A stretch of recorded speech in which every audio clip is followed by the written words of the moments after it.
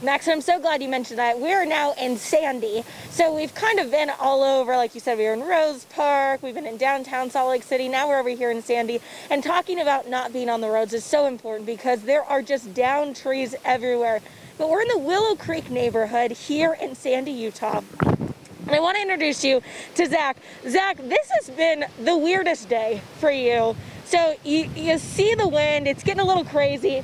And this is your neighbor's house. Can you kind of tell us what happened? Yeah, my wife said, I think that tree's gonna fall down. And I said, no way. And then I looked out and the concrete was heaving up and down. So I ran and told our neighbor to go to her basement in case it fell on the house.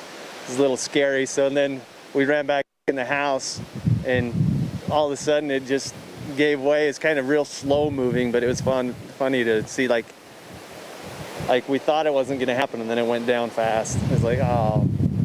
Have you ever seen anything like this in this area? Yeah, we get quite a bit of wind coming down the canyon. We're right in between Little and Big Conway Canyons, so it's always pretty windy, but not like this.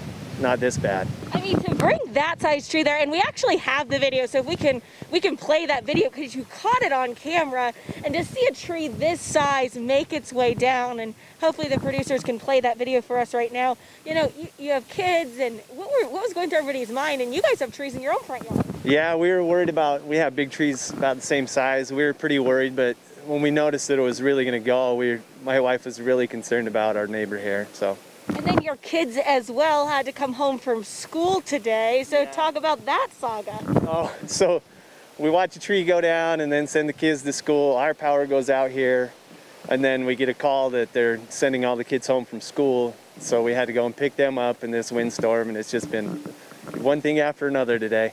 Absolutely. Any fear from any of your neighbors after seeing this of just wondering, you know, what else is going to happen? It looks like the house was mostly spared, which is pretty lucky, but any fear out here of what's going to be next and these size trees falling can be awful. Oh yeah, there are a lot of really mature trees. We've actually had a few other neighbors who have lost trees just the same size in their backyards along here too. So it's just a matter of who's next, really.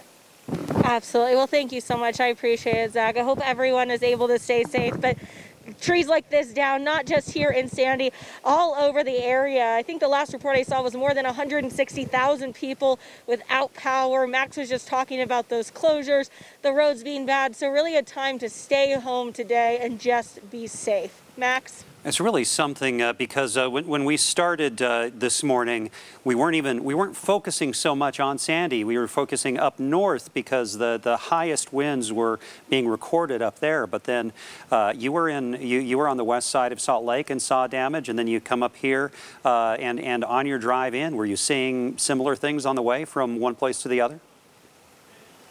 Absolutely. Lots of damage everywhere we've been. What's been kind of strange, though, is it's almost neighborhood by neighborhood. So some areas will drive a couple miles, you won't see anything. You won't even see a branch down, really. And then all of a sudden, you'll go to a couple other neighborhoods, and you'll see a ton of damage. You'll see trees this size down. You'll see branches everywhere. You'll see streets closed. You'll see crews out there. So it's really just hit or miss which houses are getting hit hard and which ones aren't.